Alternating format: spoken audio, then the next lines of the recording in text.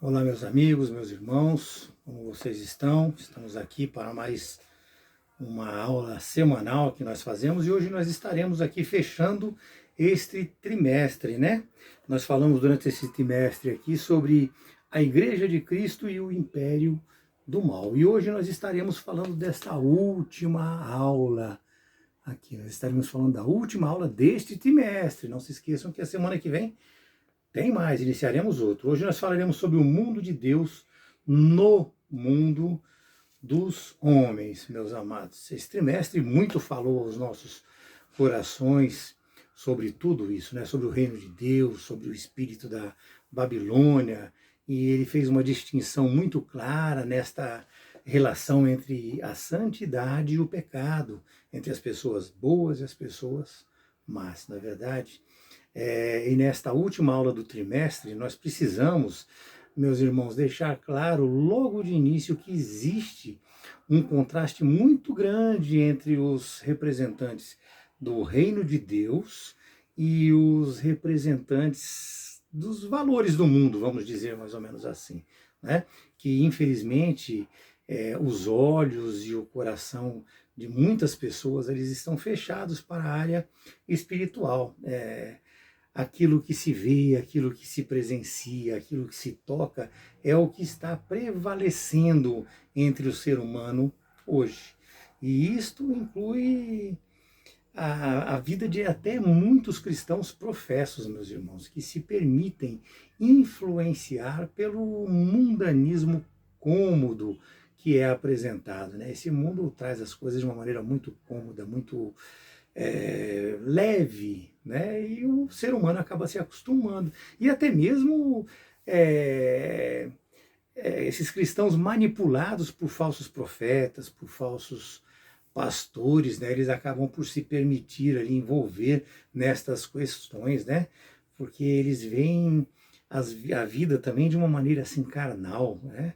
Eles criam expectativas com o hoje, com o agora, com o visível, com aquilo que é carnal, e assim Deus, meus amados irmãos, ele é apresentado ao mundo todo pelas escrituras sagradas e por nós que cremos em Cristo, mas estes que vivem dessa maneira, infelizmente, não enxergam deste jeito, não nos ouvem, né?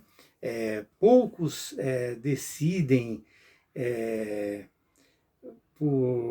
pelo arrependimento, poucos decidem pela conversão, né? Nós apresentamos ao mundo as escrituras sagradas e cremos verdadeiramente em Cristo e tentamos levar isso para as pessoas, mas poucas pessoas se atêm a isso. Por quê? Porque eles estão nutridos pelo materialismo, por essas realizações pessoais, né? Eles entendem que a vida, a hora que ela acabar aqui, acabou, simplesmente acabou. Né? Então eles não se arrependem, não se convertem, e menos ainda, né? Menos ainda é o número daqueles que perseveram nesta luta, aqueles que perseveram tendo fé em Cristo, alimentando isso dentro dele, buscando ali aquela santificação que é a desejada por Deus, né? E, e eu deixo claro para vocês aqui que essa santificação ela é desejada por Deus, ela não é imposta. Deus não impõe nada para ninguém. Ele te apresenta a palavra, ele traz ali o exemplo de Cristo aqui na Terra, mas ele não impõe nada. Então é uma coisa desejada e não imposta a cada um de nós, né? Porque você para obter isso, você tem que se relacionar com Deus de todo o seu coração, como diz a palavra lá em João 4, versículo 23 e 24, né? A sua relação tem que ser em espírito e em verdade, jamais por uma obrigação, menos ainda para obter algo, né? Deus, meus irmãos, ele não aceita barganha, nós precisamos entender e aprender isso. Ele não aceita barganha. Nós vivemos agora, hoje, e já de Cristo para cá, nós vivemos a dispensação da graça, e nós precisamos refletir sobre os verdadeiros valores do reino de Deus. Nós precisamos pensar sobre isso. E com isso nós temos que apresentar também, conforme as Escrituras Sagradas, por meio do quê? Da Igreja Universal de Cristo. Nós já aprendemos a semana passada o que é a Igreja Universal. A Igreja Universal sou eu, é você que realmente crê em Cristo. Essa é a Igreja Universal de Cristo. Este é o reino de Deus aqui na terra, porque ele reina dentro de mim, ele reina dentro de você, e é através de nós que ele é apresentado para o restante do mundo, ou seja, para aqueles que não creem. Então nós sabemos, meus irmãos, que haverá sim literalmente no futuro o reino de Deus aqui na terra, ou seja, lá no milênio, como ensina as Escrituras. Mas hoje este reino ele é espiritual. Deus ele está aqui entre nós, ele está no meio de nós e ele está também dentro de nós. Lucas 17 deixa isso muito claro. Nem dirão ei-lo aqui ou lá está, porque o reino de Deus está dentro de nós, meus irmãos. Portanto, entenda, meu irmão, este contraste entre o viver de quem pertence ao reino de Deus e o viver de quem pertence ao mundo. Ao mundo. E para isso nós precisamos aprender, meus irmãos. E aprender como? Nós precisamos aprender, e isto vem através da leitura das Escrituras Sagradas, vem através dos estudos que são passados, inclusive esse nosso, nós estamos fazendo a Escola Bíblica Dominical para aprender isto. Nós precisamos entender que este aprender, ele vem através do quê? Do ler e estudar, mas tendo fé. É permanecendo firmes na comunhão e relacionamento com Cristo que nós vamos verdadeiramente aprender e ter Ele intrínseco dentro do nosso coração. É entregando a nossa vida a Jesus que Ele fará morada em nós e assim nós seremos, meus irmãos, transformados pelo Espírito Santo. É dessa maneira. Não há outra maneira. É assim. E assim é que nós poderemos representar o reino de Deus no mundo dos homens. Então nós assim, aprendendo, estudando, estando em comunhão, nos relacionando, trazendo para dentro de nós o Espírito Santo, meus amados, nós estaremos representando o reino de Deus, porque nós falaremos dele, nós iremos propagar o Evangelho, né? Embora todos os desafios e todas as tentativas de tirar o nosso foco. É desta maneira que nós seremos vencedores e levaremos muitas pessoas a serem vencedoras também, meus amados. O texto que é nos apresentado hoje, ele está em Mateus 1, de 21 a 23, e está também em Gálatas 4, de 3 a 7. Nós não leremos para poder ganhar um pouco mais de tempo aqui, meus amados, mas eu sugiro que vocês leiam Mateus 1, de 21 a 23 e Gálatas 4, de 3 a 7. Mas aí vem as perguntas, vem alguns questionamentos, né? Mas afinal de contas, como é que Deus mora entre nós? Como ele mora? Como ele habita entre nós? E se ele mora, qual a maneira, qual a forma dele permanecer no mundo dos homens que jaz ali em pecado, né? Jaz no maligno? Então, como é que ele faz para permanecer aqui entre nós? Nós sabemos que esse mundo é pecador, é o pecado totalmente tomando conta deste mundo, né? E que Deus ele não vai dividir espaço com o pecado jamais. Portanto, como ele habita, meus irmãos? Como ele habita? Será que existe um local específico onde nós batemos, onde nós chamamos e ele nos atende? A gente fica com alguns questionamentos, não sei se é de todos, mas algumas pessoas têm. Então eu necessito falar, né? A Bíblia é muito clara em dizer que ele habita entre nós e em nós, como nós já falamos. Portanto, encontramos Deus nos homens de boa vontade, nos homens que cumprem a sua palavra. Deus não está nas coisas, meus amados. Ele está nas pessoas, ou seja, nas pessoas que buscam a santificação. Veja que Cristo, ele ascendeu aos céus, ele foi aos céus, mas ele enviou o outro, quem é o outro Consolador, que é o Espírito Santo. Este habita dentro de nós, meus irmãos. João 14, 17 é muito claro. Ele fala da seguinte maneira: o Espírito da verdade, que o mundo não pôde receber, o mundo, de um modo geral, não pôde receber, porque não vê, eles precisam ver, mas eles não veem.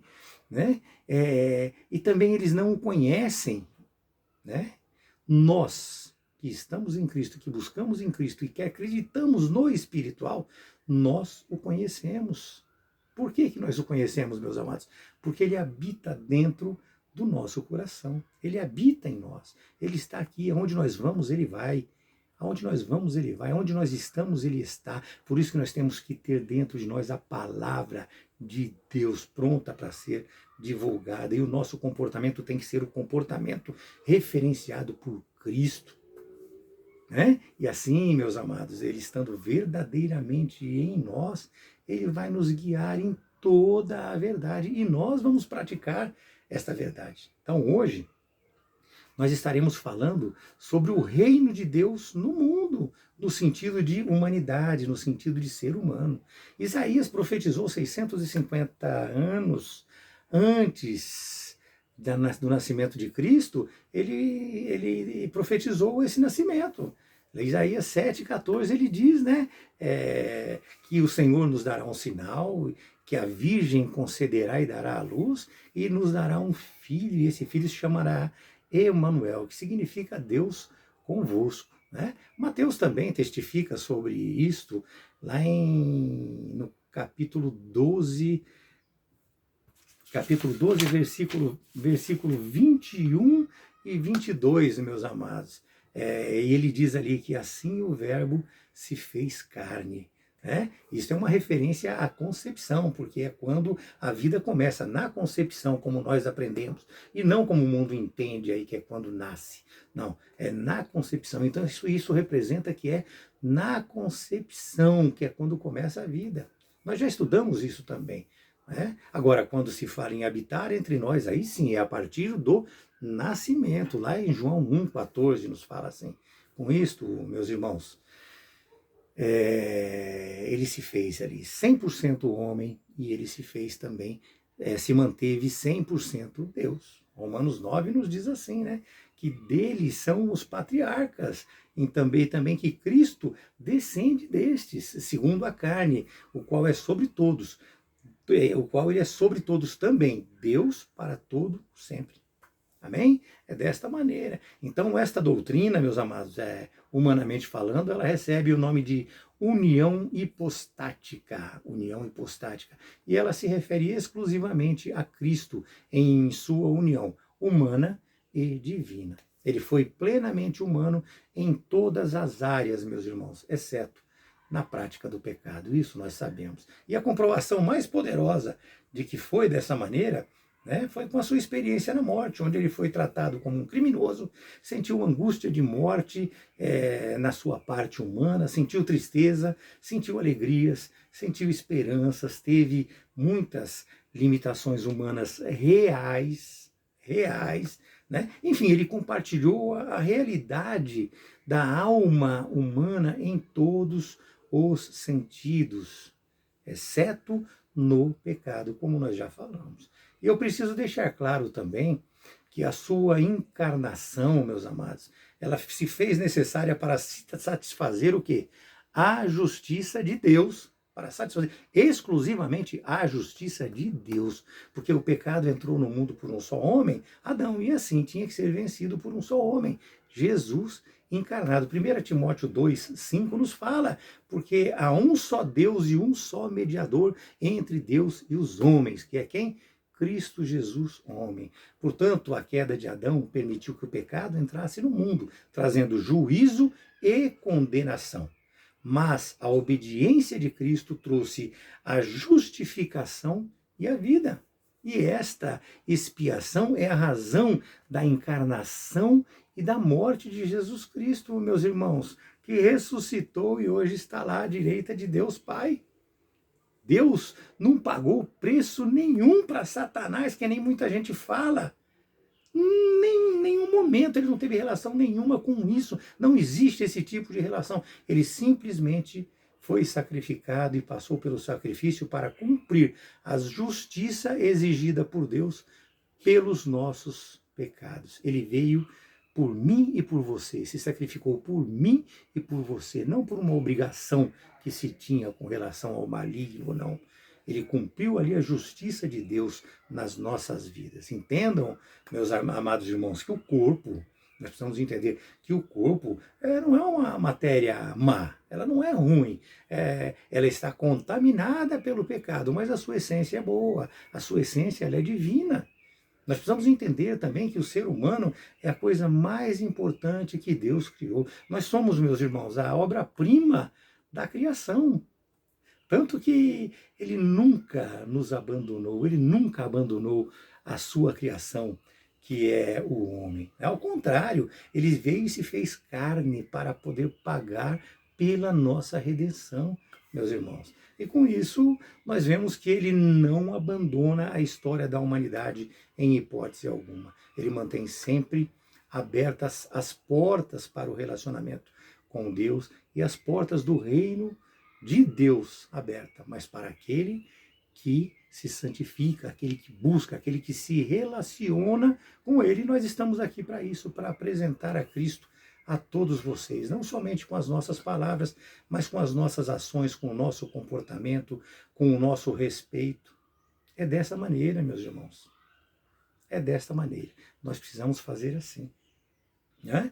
O que nós não podemos esquecer é que ele mesmo, tendo tudo isso por nós, sentindo tudo isso por nós, ele é a parte principal de toda esta relação. Ele é o que nos oferece refúgio, é aquele que nos oferece fortaleza, e com isso ele nos dá forças para que nós possamos resistir a esses ataques mundanos. Né? E eu deixo claro que existem muitas outras profecias messiânicas, e se preciso eu passo individualmente, basta vocês pedirem nos comentários que eu passo para cada um individualmente as profecias messiânicas a respeito de Cristo. Né? Com a vida de Cristo, nos é apresentado que uma mensagem, e às vezes a gente fica na dúvida, que mensagem seria esta? Qual a mensagem? A gente ouve tantas coisas nos púlpitos e a gente fica na dúvida o que é verdadeiramente que Cristo nos trouxe, que nos apresentou. Mateus 4,17 é muito claro. E diz assim, daí por diante passou Jesus a pregar e a dizer: arrependei-vos, arrependei-vos, porque está próximo o reino dos céus. Arrependei-vos, meus irmãos. Pregar é falar do reino, pregar é esclarecer o reino, e para viver este reino precisa o quê? Precisa de arrependimento, precisa de reconciliação com Deus, precisa de reconciliação, meus amados. Mas vejam, hoje a palavra arrependimento, sabe, ela se tornou uma coisa anormal, uma anomalia praticamente para os homens.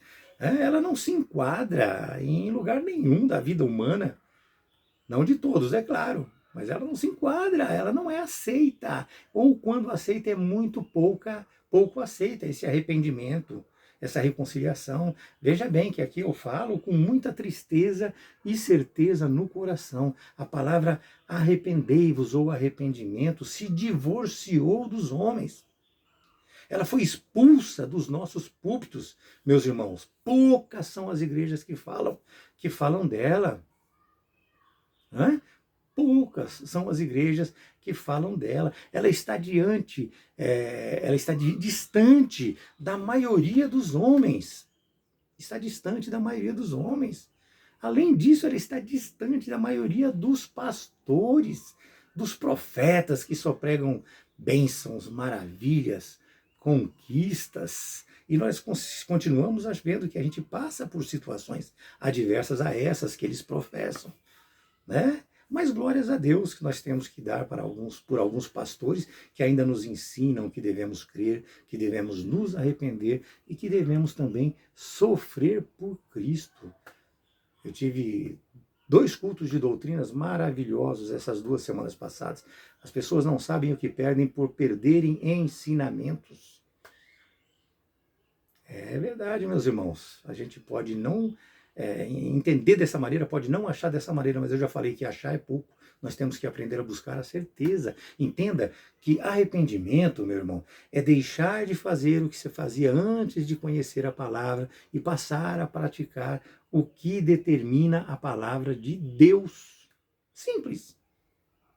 Simples. Agora, a maioria das pessoas no mundo, elas sentem o quê? Elas sentem remorso. Remorso, meus amados, é um choro por um arrependimento que não ocorreu. Remorso, chora, sofre, mas por quê? Por um arrependimento que não ocorreu, porque a pessoa só sente remorso. Ela não se arrependeu de verdade. Né? É assim, ela é como o medo da consequência daquilo que a pessoa fez. É um tipo de um arrependimento sem fé nenhuma. Sem fé nenhuma. Meus irmãos, falar de Jesus hoje em dia dá ibope. Todos nós sabemos. Dá ibope, dá visibilidade, dá dinheiro. Agora, falar a palavra que o povo precisa ouvir atrapalha tudo isso. Por que nós temos poucas pessoas que nos acompanham? Porque nós falamos sobre isso. Nós trazemos a verdadeira palavra de Deus e expomos a verdadeira palavra de Deus. Nós não enfeitamos. Nós sabemos que Ele abençoa, que Ele trata, que Ele cura, que Ele consola, que Ele vai te dar vitória. Nós sabemos tudo isso e falamos sobre tudo isso, mas nós não podemos deixar de falar do arrependimento. Porque para você ter tudo isso, para você viver tudo isso, diante e na presença de Deus, tem muitas pessoas que vivem, mas sem estar na presença de Deus. E a esses aí, o prêmio deles já está aqui. Ele não vai ter um prêmio futuro. O prêmio dele já está aqui, ele está vivendo isso, é isso que ele vai viver. Né? Para que nós possamos viver como cristãos e ter um futuro diante do Senhor, no seu reino, nós precisamos ter arrependimento. Isso é exigido. Arrependimento, correção de atitudes, um comportamento moral, um comportamento ético, como nós falamos sempre. Muitos querem o reino de Deus, mas poucos aceitam viver este reino em espírito e em verdade. Em espírito e em verdade, meus irmãos.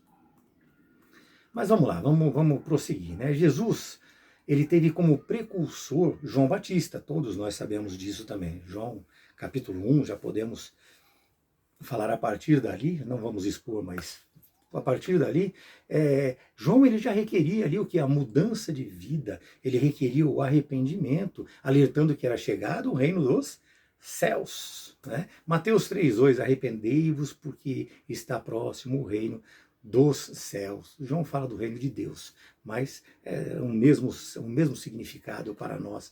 Nós entendemos da mesma maneira. E Jesus, ali, após ser batizado por João Batista, iniciou o seu ministério com o mesmo teor de João Batista. Arrependei-vos porque é chegado o reino dos céus. Vejam, meus irmãos, o forte apelo ao arrependimento e até em alguns milagres que ele fez. Ele fez o milagre e falou, perdoados estão os teus pecados. Né? Preciso acrescentar aqui para vocês que a palavra hebraica para arrependimento vem de nahan, que significa o quê? Mudança de ideia, mudança de propósito. Também ela vem de shub, a palavra shub, que significa o quê? Se converter ou retornar, converter, vai como se estivesse fazendo uma volta na rua, está indo para um sentido, vira e volta totalmente ao contrário, ou seja, é se converter, é retornar, é se arrepender. Já no Novo Testamento ela vem como? Metanoia do grego, metanoia, que é um convite, veja bem, um convite ao arrependimento e que busquem a graça de Deus, é um convite, não é uma imposição, meus amados. Não é uma imposição. Portanto, ou você aceita de todo o seu coração, ou não adiantou de nada, meus amados. De nada, não adiantou de nada. Portanto, arrependimento é mudança de mente. Romanos 12:2. Isso significa uma nova atitude, tanto espiritual quanto moral. Tanto espiritual quanto moral. Meus amados, somente o arrependimento e a fé na obra expiatória e redentora de Cristo pode restaurar e reintegrar o homem com Deus. Atos 3,19. Arrependei-vos, pois, e convertei-vos para serem cancelados os vossos pecados. É dessa maneira, meus amados irmãos. Entenda, meu irmão, que Deus quer que todos se salvem. Todos. Independente de cristãos ou não, Ele quer que todos se salvam e que todos venham a conviver e a viver a verdade. 1 Timóteo 2,4 nos fala assim. E a verdade é que nós devemos para isto estar em Cristo. Efésios 1, de 1 a 4. Estar em Cristo, nós temos que estar em Cristo. Nós precisamos ter fé. Efésios 3,17. E nós precisamos nos arrepender dos nossos pecados. Atos 2,38, entre tantos outros textos que eu poderia mencionar aqui para os irmãos. E para se ter fé e arrependimento, nós precisamos estar em Cristo, que é essa a primeira condição. Ou seja, nós precisamos estar buscando, estar convivendo, estar participando desta comunhão com Ele, entregando a nossa vida a Cristo. Né? O que é difícil para o ser humano? Por quê? Porque nós não conseguimos cumprir isso por nosso próprio mérito. Né? Nós só conseguiremos cumprir isso através da comunhão, do auxílio e da capacitação divina. Portanto, ninguém deve se vangloriar, porque isso vem de Deus, né? Através desta comunhão. Então a comunhão te traz essa força, te traz essa capacitação. Se relacionar com Ele é que te permite ter forças para tudo isso. E assim, munidos de tudo isso, nós recebemos essa missão de proclamar a mensagem do reino a todo o mundo, sem buscar mérito nenhum para nós. As glórias são para Deus. Mateus 24:14, meus amados. Simples e direto. Nós precisamos falar um pouco também para os irmãos sobre os valores do reino. E quais são eles? Mateus capítulo 5, meus amados. Nós já falamos várias vezes sobre isso. Mateus capítulo 5 é a implantação da igreja nesta terra. Né? Então é esta implantação. Ela vem através do capítulo 5 que nos orienta. Né? Então esse capítulo 5, ou seja, o Sermão do Monte, ele precisa ser lido. E não é só o capítulo 5. 5, 6 e 7. Por quê? Porque ele vai nos ajudar a controlar a nossa ira, ele vai nos ajudar a fugir da imoralidade sexual, vai nos ensinar sobre o casamento, a indissolubilidade do casamento, vai ensinar a não revidar ofensas, a ser caridoso, a jejuar, orar, combater aqueles que vêm atacando as santas escrituras da maneira correta. Ele aponta para nós os falsos profetas, como são, quem são. Meus irmãos, estes assuntos eles dão pano para manga, nós precisamos entender isso. São extensos e profundos, mas poucos realmente os vivem e os estudam. Mateus 5, 6 e 7 não é um caminho longo a seguir, ler e refletir a respeito para entender, e qualquer coisa peçam explicações. Né? Se nós não tivermos isso dentro de nós não estaremos entendendo que o reino de Deus ele tem um alicerce, que ele tem uma pedra angular, que é ela que estrutura o reino. E se eu não aplicar o valor do reino na minha vida, a minha vida não vai refletir o Deus que está dentro de nós. Ela não vai refletir esse Deus. É o saber e viver conforme as Escrituras que faz refletir o reino dentro de nós. É isso, meus amados, é isso que nos faz e nos leva a ser a luz do mundo e o sal da terra. Entenda, meus irmãos, que se eu não estou vivendo à altura do que pede o reino não habita em mim. Infelizmente, eu sou obrigado a dizer, se eu não estiver vivendo à altura do que pede o reino de Deus, o reino não habita em mim. O Espírito Santo, ele não vai fazer morada dentro de mim. Então nós precisamos viver realmente esta relação, meus irmãos. Nós precisamos realmente viver esta relação. Mateus 6 também tem assuntos sobre esmola, sobre oração, sobre jejum, e isto tudo a partir de um coração sincero. Mateus 7, nós aprendemos sobre não julgar. Né? E aqui eu preciso deixar muito claro para vocês esse não julgar, né? Que esse não julgar aqui é no sentido de caluniar, de difamar, de falar mal, de ficar espalhando fofocas, fuxicos, inverdades. É esse não julgar. Né? E aí eu preciso esclarecer para vocês que julgar no sentido de discernir não é vedado a nenhum de nós. Nós podemos sim julgar no sentido de discernir. Tanto que o próprio Jesus, nesse mesmo capítulo 7, ele fala sobre falsos profetas. E ele nos dá as características desses falsos profetas para que nós possamos julgá-los e, entendendo, saber quem eles são.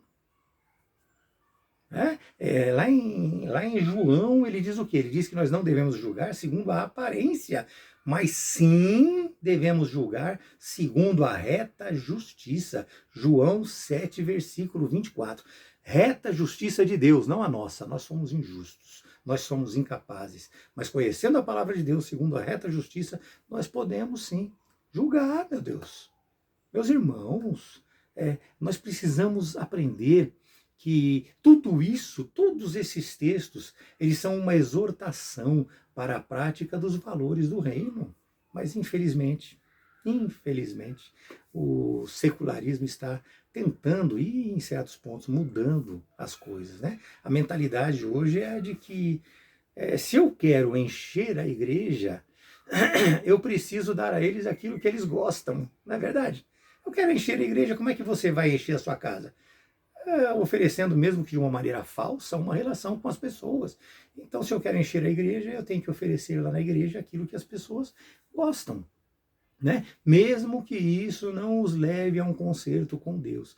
Entendam bem, prestem bastante atenção nessas coisas, né? Muitos hoje vão na igreja ali para buscar alguma coisa para si, às vezes apenas uma relação social, mas muito poucos vão na igreja para ser gratos a Deus.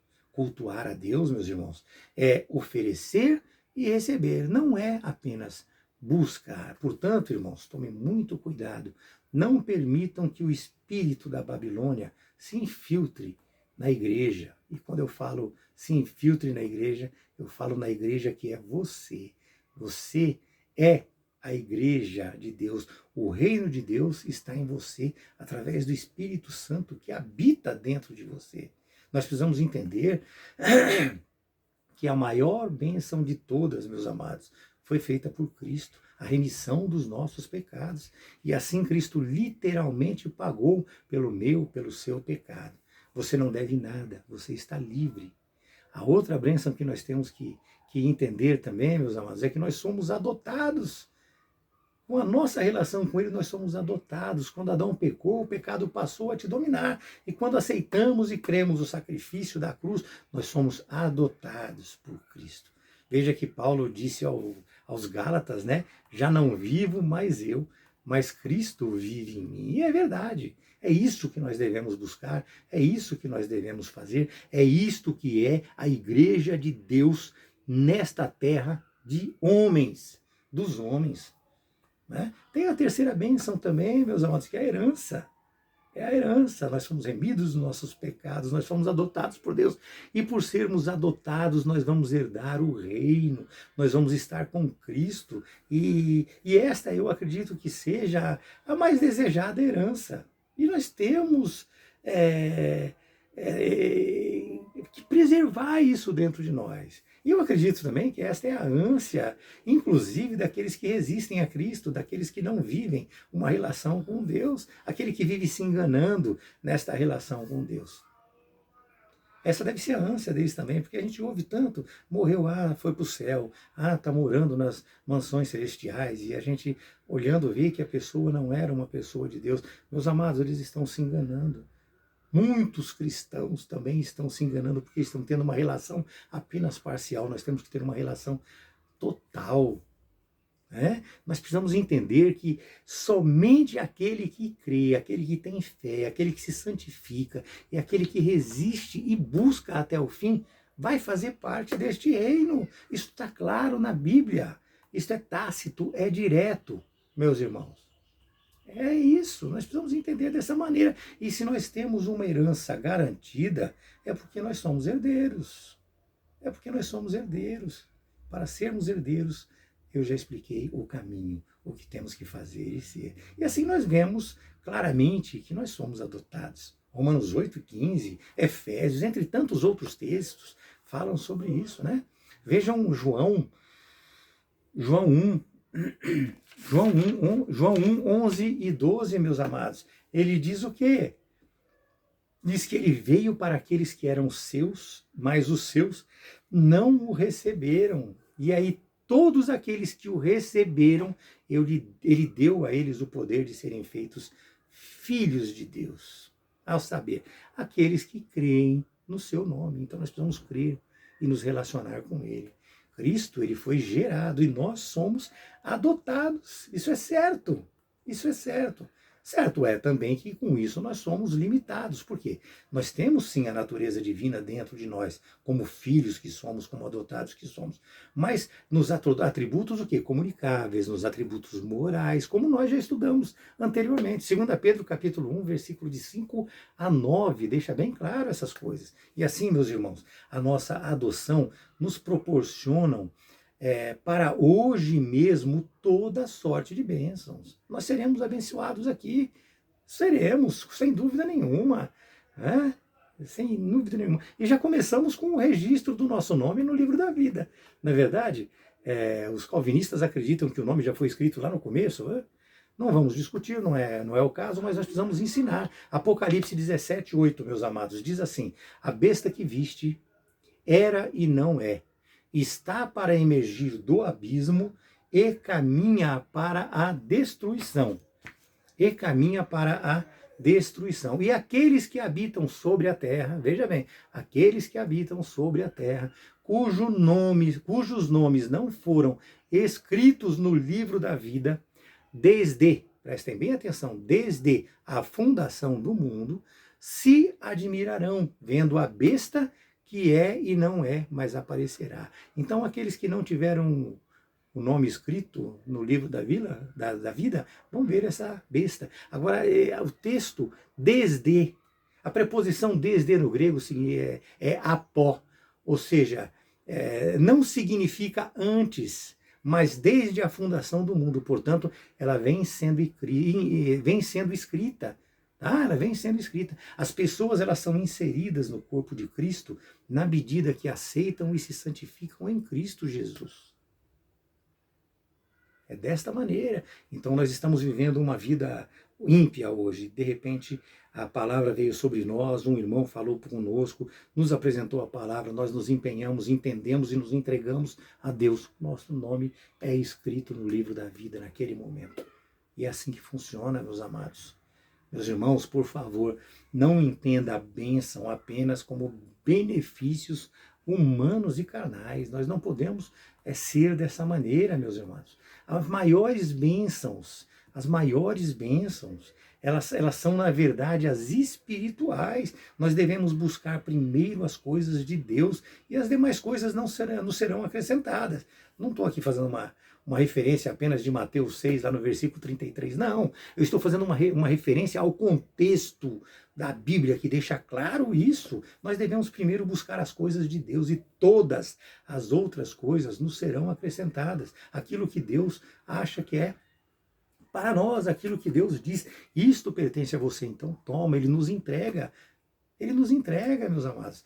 Muitas pessoas dizem, mas a pessoa não é de Deus e ela está sendo abençoada. As bênçãos de Deus, elas são derramadas para todo o povo. Tudo o que Ele faz é para todo o povo, ímpios ou não. Ímpios ou não. Então eles recebem, nós também recebemos. Agora, como filho de Deus, nos serão acrescentadas muitas coisas. Muitas coisas nos serão acrescentadas. Bom, meu irmão, o que nós precisamos nos lembrar sempre é não ter em nós prepotência, presunção, imponência. Nós precisamos entender, como diz lá em 1 Coríntios 10, 12, né, que aquele, pois, que pensa estar em pé, veja para que não caia. Nós temos que perseverar, lutar, buscar, insistir, e embora todas as tribulações e as coisas pelas quais todos passam, nós precisamos estar ali firme. Por quê? Porque nós somos escravos do pecado, que na verdade é o mal de uma vida no mundo. É o mal de uma vida no mundo. E somente Cristo pode te libertar. Somente Cristo. João 8,36 diz que se o Filho te libertar, verdadeiramente você será livre. Nós precisamos entender dessa maneira. E isto por meio da graça preveniente, meus amados. Ou seja, a graça capacitadora, que ela vem para todos os homens.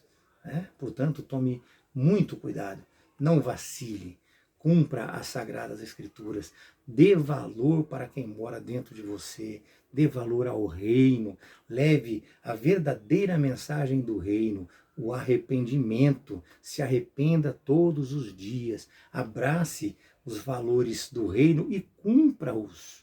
Seja literalmente livre do pecado. Sinta o valor e a força do sacrifício na cruz, meu irmão. Do sacrifício na cruz, porque o pecado ele vai continuamente tentar te dominar, vai continuamente tentar te afastar de Deus. Lembre-se que o viver sem Deus, meu irmão, é mero desperdício da oportunidade que ele te deu e está te dando hoje aqui novamente. E digo mais, não é só um desperdício, não. É uma coisa desastrosa. Você perdeu a oportunidade que ele te dá. Não te custa nada, não vai mudar em nada a sua vida. Você só vai ter que corrigir os seus atos, você só vai ter que andar de uma maneira decente, moral, ética, equilibrada e ter fé em nosso Senhor Jesus Cristo. Todos nós sabemos o que é uma vida sem Deus. Nós passamos por ela. Não podemos acusar ou apontar o dedo para um ou outro, porque nós vivemos isso anteriormente, a não ser aqueles que nasceram em santidade, né? Então, nós precisamos entender isso e cuidar para que nós não caiamos. Jamais permita que este morador ilustre saia de dentro de você. Continue, meu amado irmão, vivendo o reino desde agora, desde hoje, desde esse minuto, para todo sempre. Para todo sempre. Todo sempre. Todos nós sabemos que existem muitos ímpios aqui sobre essa terra. Não é? E quem são esses ímpios? Como os ímpios são tratados na Bíblia como filhos da ira, Efésios 2:3, como filhos da ira. Estes têm uma inclinação para o mal imoral. É isto que atrai a ira de Deus. Eu queria deixar bem claro para vocês um ponto aqui. Essa ira de Deus, ela vem pela justiça de Deus e não por sadismo, não porque ele é justiceiro. Nós precisamos entender que Deus ele odeia o pecado, mas ele ama o pecador, como nós falamos sempre. Lá em Salmos, nós precisamos analisar bem quando fala em aborrecer o pecador. Muitas pessoas pensam que esse aborrecer é atacar, destruir, bater, brigar. Não, meus amados, isso seria no sentido de ser justiceiro ou detestar o pecador. Né? Então não é nesse sentido, mas sim no sentido de alertar, de chamar ele para a realidade, porque odiando o pecado, Deus incita o pecador a abandoná-lo, e se isso não ocorrer, não há como premiar o pecador. O pecador não será premiado em momento nenhum. Né? Esse pecador, ele vai passar pela justiça de Deus com relação às suas ações. Né? Não tem como premiar um pecador com a salvação. Portanto, nós devemos alertar sempre sobre o arrependimento. Lembre-se, o que Deus estabeleceu, ou seja, a sua volta, está de pé.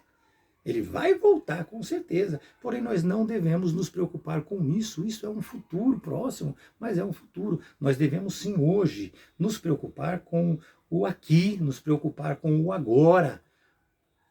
Espiritualmente falando, meus amados. Ou seja, nós precisamos hoje ajudar a implantar o reino de Deus na terra, ganhar almas para este relacionamento. Esse reino de Deus ele não vem com aparência exterior, como eu já falei. Lucas 17, 20 e 21 diz que ele, interrogado pelos fariseus sobre quando viria o reino de Deus, ele respondeu, não vem o reino de Deus como visível aparência, nem dirão ele aqui, ele está lá, porque o reino de Deus ele está dentro de nós. Lucas 17, 20 e 21. Mas é claro que o reino de Deus literal será implantado no milênio, como nós já falamos. Portanto, hoje, os valores cristãos devem ser observados pela igreja, cuja missão é anunciar o reino de Deus no mundo, dominado pelo império do mal, meus irmãos.